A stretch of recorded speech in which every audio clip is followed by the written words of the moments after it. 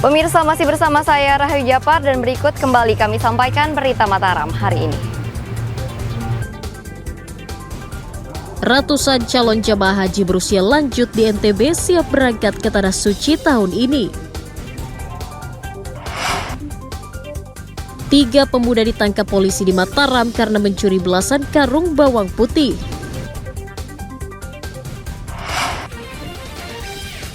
Ratusan personel TNI dan Polri menggelar penanaman belasan ribu bibit mangrove di sejumlah kawasan konservasi.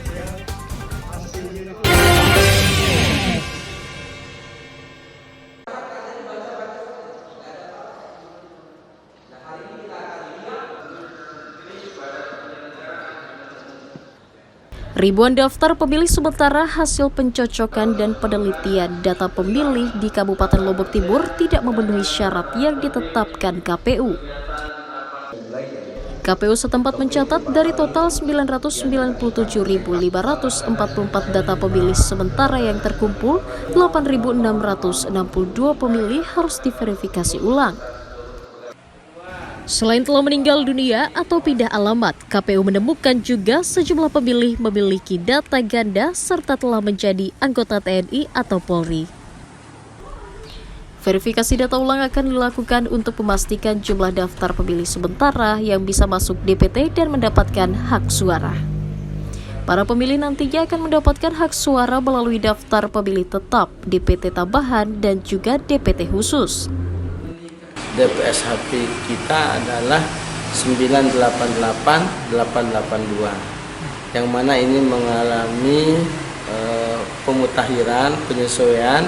Ada sekitar 8.000 lebih yang TMS, sehingga itu yang menjadi pengurangnya. Setelah DPS HP ini ditetapkan, maka kami hari ini pun sedang dalam proses pengumuman. Kita umumkan di tempat-tempat strategis di 254 desa.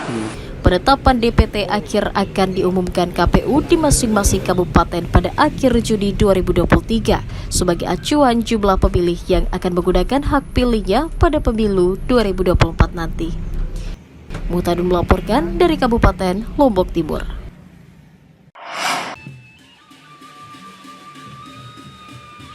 Lembaga Perlindungan Anak Indonesia Kabupaten Lombok Tengah menyoroti pelibatan anak-anak dalam kegiatan pemilu tahun 2024. Dilibatkannya anak-anak dalam kegiatan politik praktis dikhawatirkan akan berdampak buruk pada psikologis dan kejiwaan mereka yang belum matang secara mental. Tak hanya itu, pelibatan anak-anak dalam kegiatan kampanye atau pengarahan massa bisa membahayakan mereka dan bisa menjadi korban jika terjadi konflik. LPA mengecam partai politik yang tetap saja melibatkan anak-anak dalam kegiatan mereka dan tidak mengindahkan aturan undang-undang.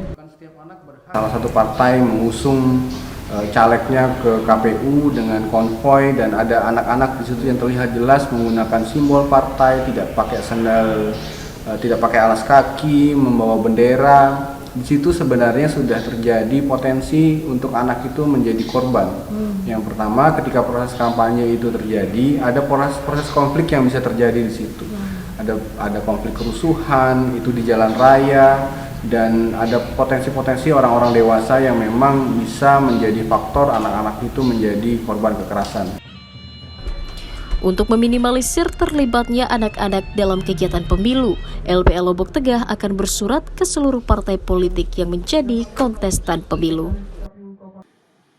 Lukmanul Hakim melaporkan dari Kabupaten Lombok Tengah.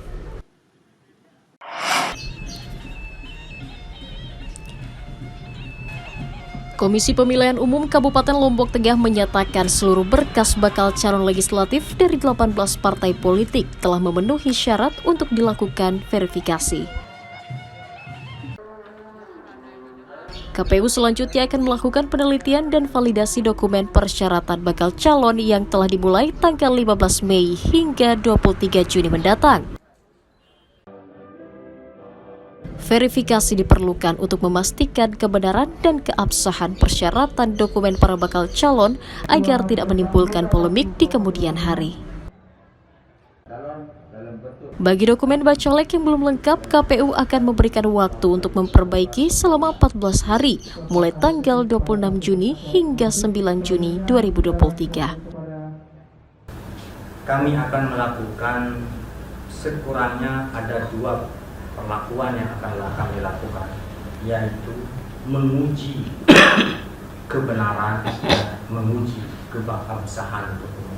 Saya bilang menguji kebenaran dan keabsahan dokumen terhadap dokumen-dokumen yang menjadi persyaratan pengajuan persyaratan administrasi bakal calon legislatif anggota DPRD Kabupaten Lombok Tengah. KPU akan mengumumkan hasil verifikasi lolos atau tidaknya bacalek pada pemilihan anggota DPRD Kabupaten Lombok Tengah pada pertengahan Juni 2023. Lukmanul Hakim melaporkan dari Kabupaten Lombok Tengah.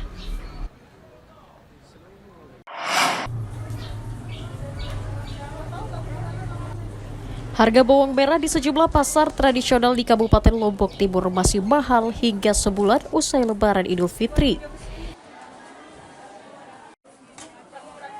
Di pasar tradisional Pancor, pedagang menjual bawang merah mulai Rp40 hingga Rp48.000 per kilogram.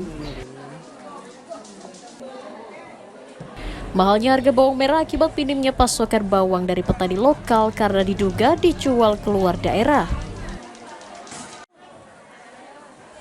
Untuk menyiasati agar omsetnya tidak turun drastis, pedagang mengecer bawang merah dalam kemasan plastik seharga Rp10.000 per bungkus. 32, 35 harga yang kemarin-kemarin, tapi sekarang kan sampai 40-an. 40 ya? Kalau tergantung bagusnya, besar kecilnya. Oh ya, kalau stoknya Bu, ada Bu? Stok apa? Banyak nggak ketersediaannya? Paling 20 kilo, 25 kilo, sedikit. Kita beli sedikit, sekarang ya mahal modalnya juga. Menanggapi naiknya harga bawang, Pemda berupaya menjaga pasokan agar tetap aman, salah satunya dengan mencegah petani menjual bawangnya keluar daerah. Dari laporan para kepala pasar, di pasar tertentu angka naiknya sangat tinggi. Berarti di situ wilayah itu istilahnya keberadaan stok itu minim.